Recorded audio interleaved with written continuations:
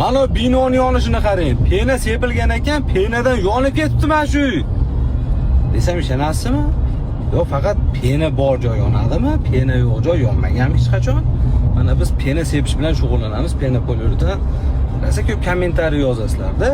Bu pena yonib ketadi, pena boshqa, penadan boshqa uyda yonib ketadigan nechta detal bor. Pol bor, patolog bor, eshik, rom, parda, mebel, shuncha narsa bor-da.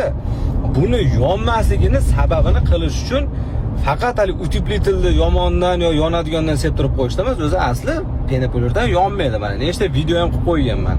Minvatdan ham yonadigan, yonmaydigani bor.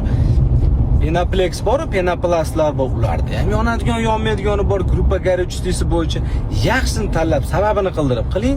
Uyingiz yonayotgan bo'lsa, zakotingizdan bo'lishi mumkin. Vaqtida bering zakotingizni, signalizatsiya qo'ydiring. Kim uyida mana agentushitel bor. Hech kim qo'ymaydi. Shaxsan men ham uyimda yo'q agentushitel.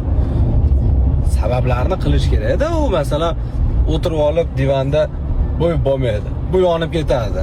Akajon, sabablarni qiling, xudo xolasa yonmaydi.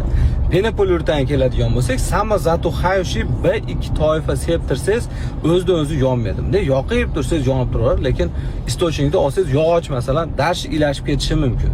Yoki oddiy mebel, parda, shu yuzda bor narsalarda penapolerdan o'zidan o'zi B2 toifa ilashib ketmaydi. O'chadi. Voy, fikringlar menga qiziqsizlar, nima deb o'ylaysizlar? Nimadan o'zi qanaqa qochish kerak yong'indan? Noto'g'ri gapirgan bo'lsam aytinglar.